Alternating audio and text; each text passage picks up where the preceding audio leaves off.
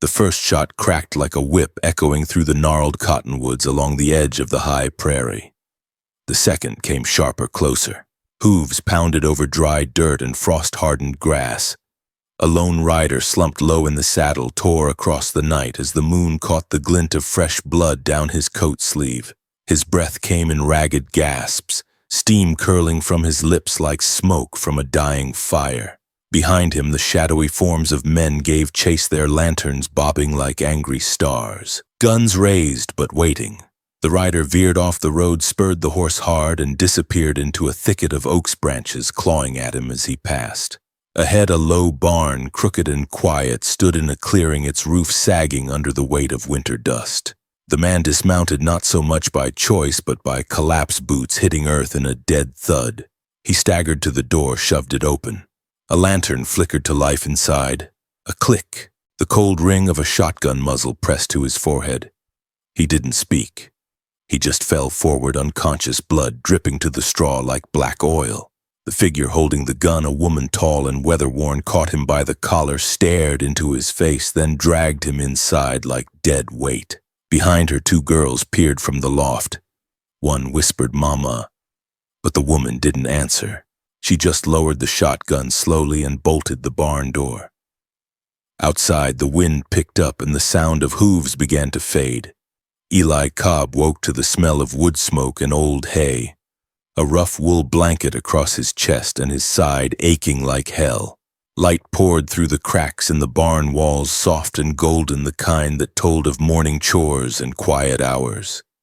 He blinked at the ceiling beams above him, then turned his head.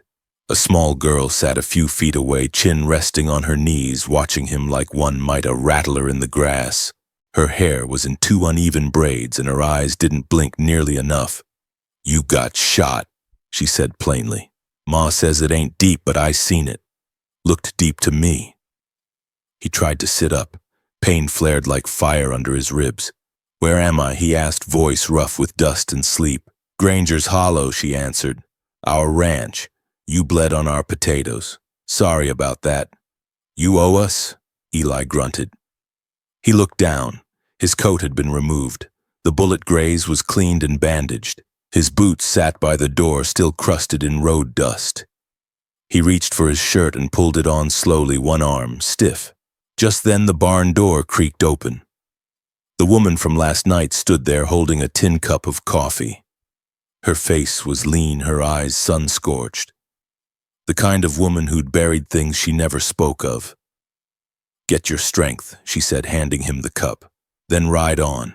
He took the cup, met her gaze. "Name's Eli Cobb." She didn't offer hers back.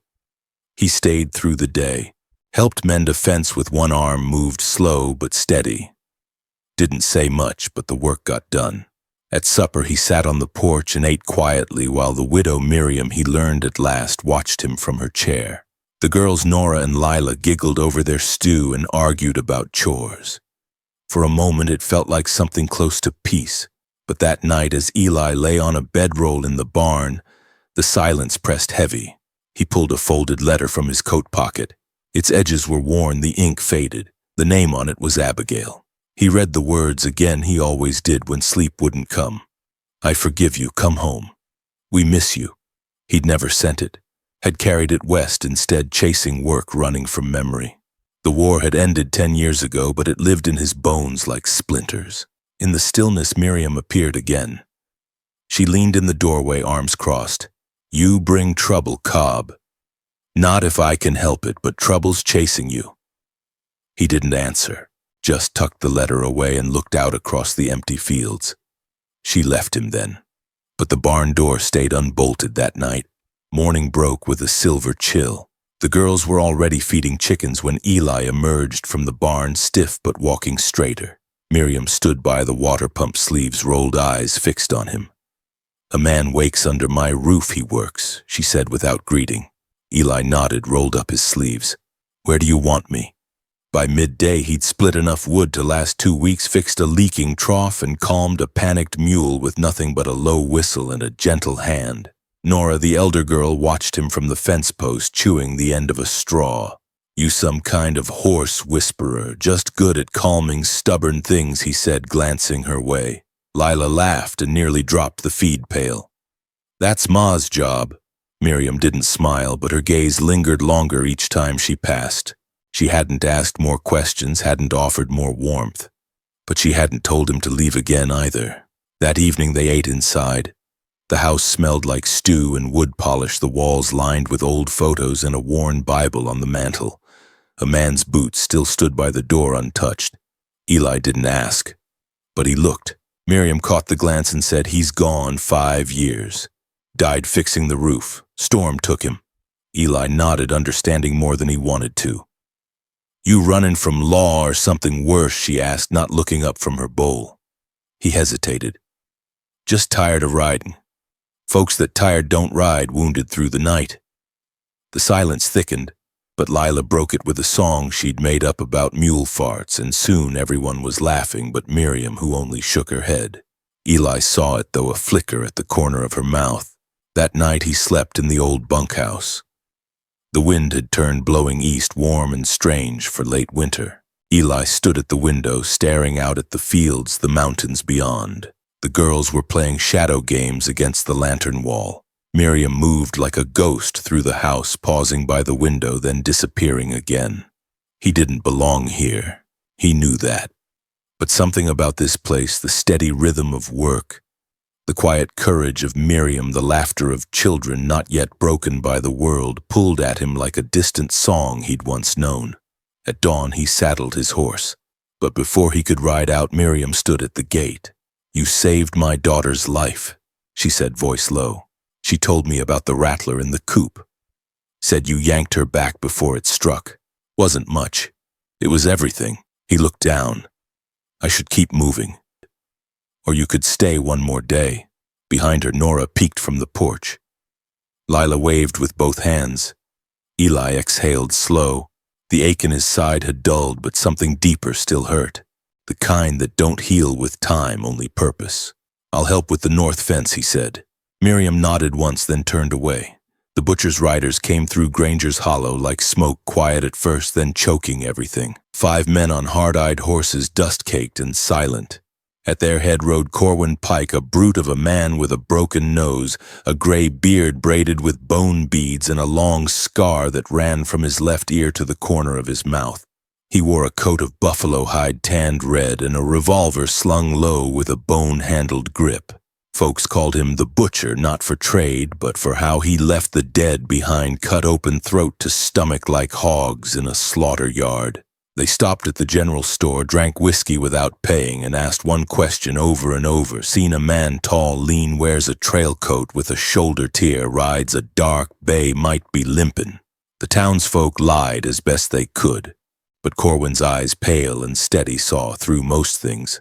By dusk, one of his men returned from the old saloon with a broken nose and a name. "Cobb," he muttered. Someone said Cobb. Corwin's smile was a slow, deliberate thing. "Then let's knock on his door." Eli saw the dust first rising from the west road like a warning smoke.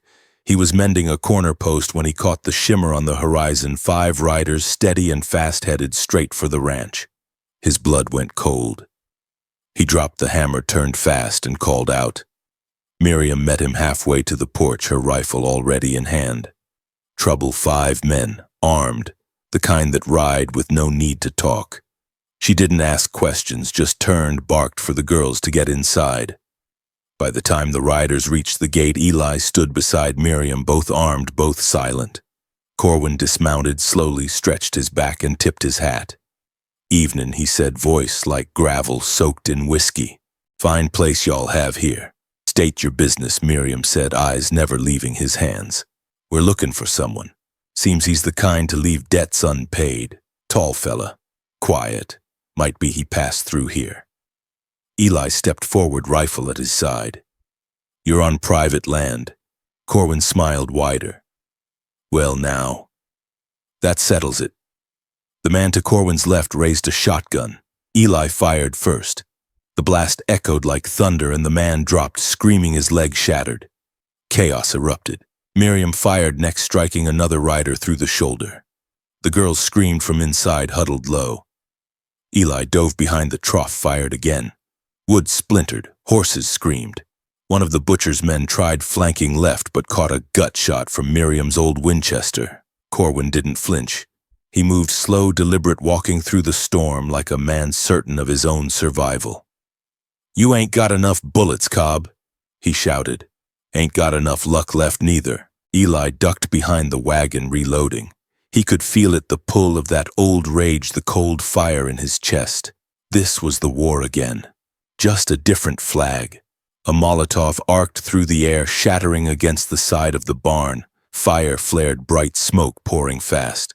Lila screamed. Nora pulled her from the window, both coughing. Miriam turned, fear breaking through her mask. The barn. Eli didn't hesitate. He ran through the smoke, kicked the door in, hauled the girls out one by one. Flames licked the rafters. The mule screamed from its pen. He didn't stop.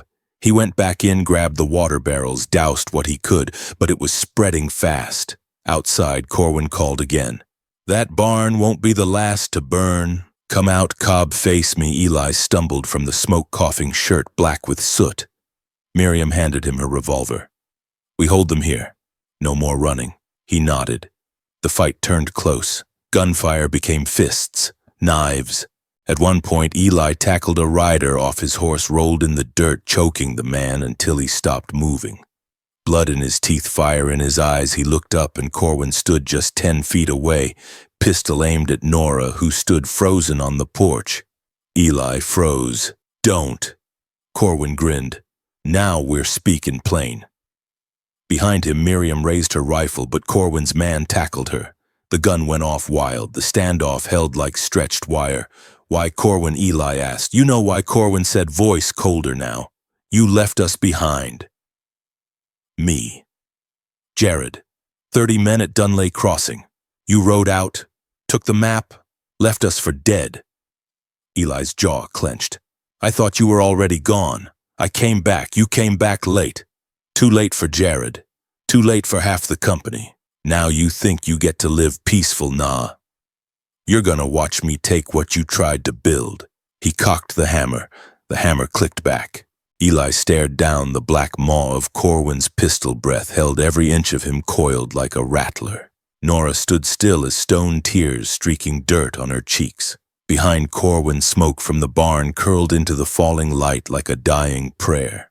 The sun touched the horizon, turning the world to fire. "I came back," Eli said, voice raw. "I came back for Jared. You were gone. You weren't there." Corwin sneered. "You came back to count bones, not save the living." Then a voice rang out clear and shaking from the porch. "Let her go." It was Lila, no more than 10, holding Miriam's revolver in both trembling hands, aimed straight at Corwin's chest. Corwin's smirk faltered. "She'll shoot," Miriam said from behind the well, her voice like cold iron. Eli moved then.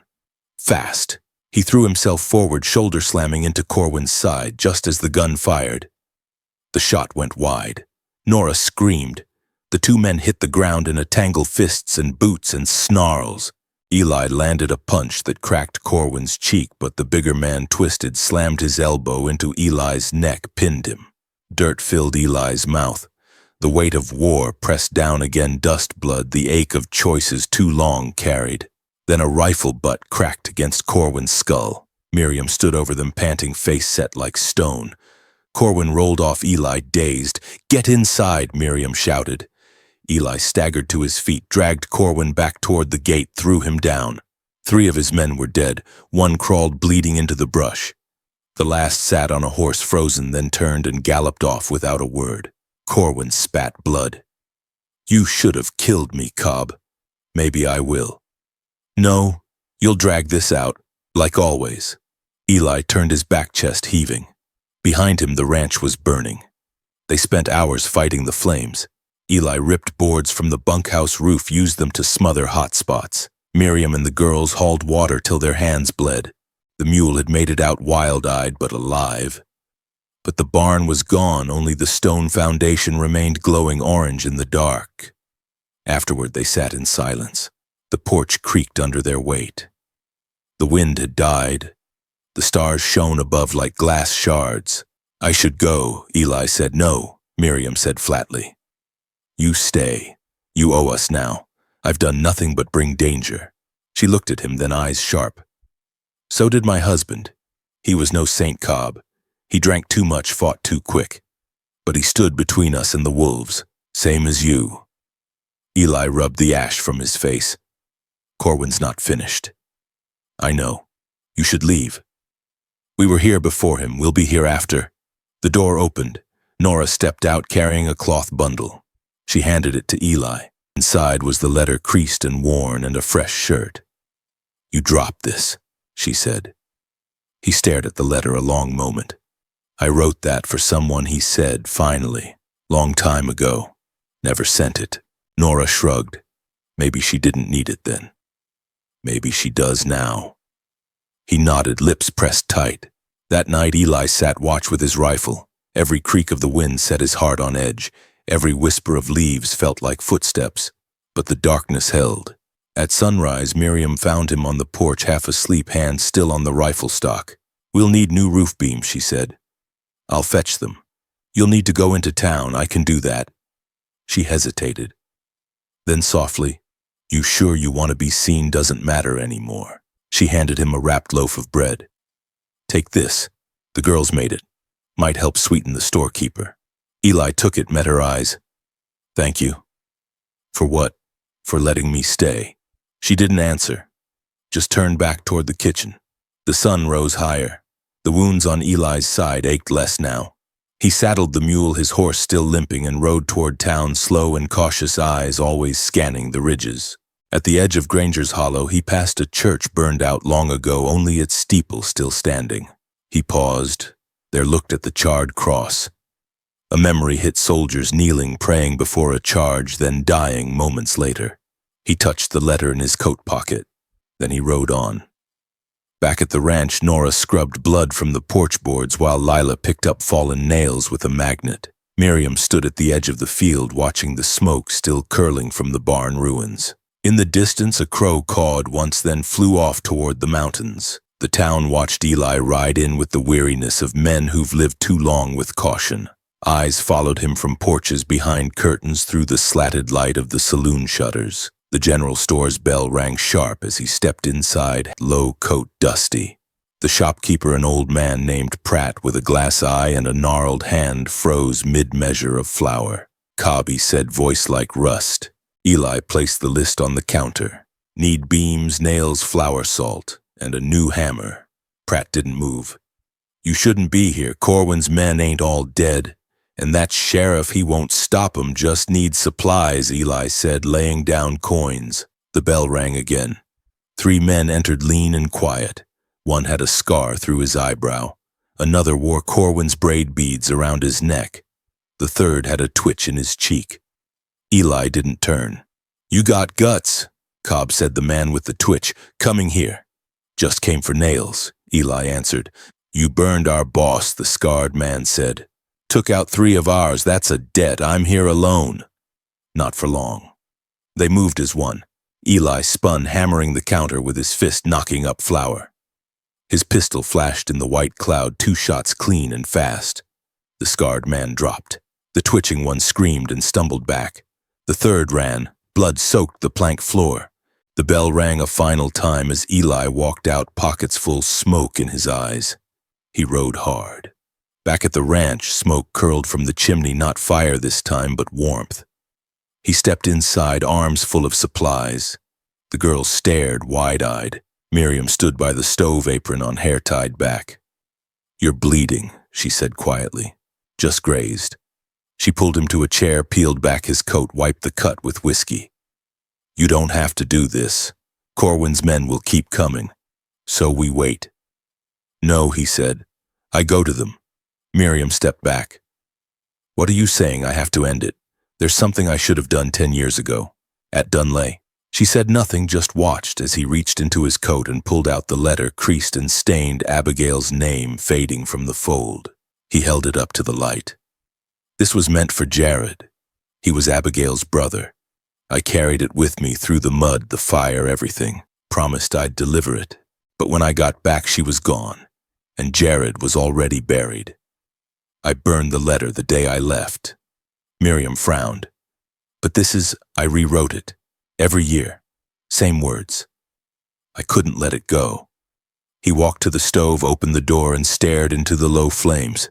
It was supposed to be forgiveness, but it turned to guilt. He held it above the fire. The girls watched in silence. He let it go. It curled in the heat, blackened, then vanished into ash. That's done, he said. Later that night, he packed a small bag rifle canteen, a single roll of bandage. Miriam met him at the gate, lantern in hand. Don't do anything foolish, she said. I'm counting on it. She hesitated, then reached into her coat and handed him a locket. It was Nora's. If you don't come back, she'll want to know why. He took it, thumb brushing the worn silver. I'll return it, he said. She turned away before he could see her eyes. He rode out under the stars, the mule carrying him steady down the ridge. In his pocket, the locket pulsed like a heartbeat. By dawn, he found them, what was left of Corwin's men. A hideout in a canyon bend. 3 fires burned, a lookout slept. Eli moved like a ghost. 2 shots silent, then thunder. By the time the sun broke fully over the rocks, it was done. Eli stood over the last man, Corwin, kneeling in the dust, pistol empty, mouth bleeding. You came back, Corwin rasped, just like before. Too late. I didn't come for revenge, Eli said. I came to stop you. Corwin laughed. We were brothers once, Cobb. We buried that at Dunlay. Eli raised the rifle. Corwin didn't beg. He never would. A single shot rang out, echoing off the canyon walls. Spring came late to Granger's Hollow. The snowmelt soaked the ground until the earth swelled and green shoots pushed through like the dead rising. Apple blossoms bloomed white and stubborn on the old tree behind the house branches, bending under a wind that whispered of past storms. Miriam stood on the porch with her arms crossed, watching the ridge trail.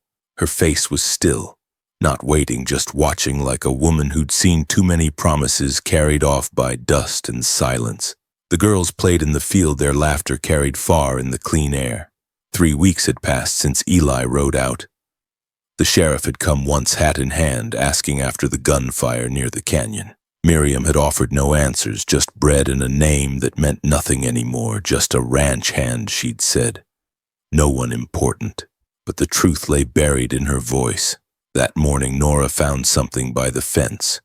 A small pouch tied in twine, half buried under a rock. Inside was the silver locket, still warm from the sun, and a folded page charred at the edges. It was one of the letters, not the old one, but new, written in a careful hand. I kept something from you, something that cost lives. I carried guilt like it was armor, but armor just weighs you down until you forget how to move free.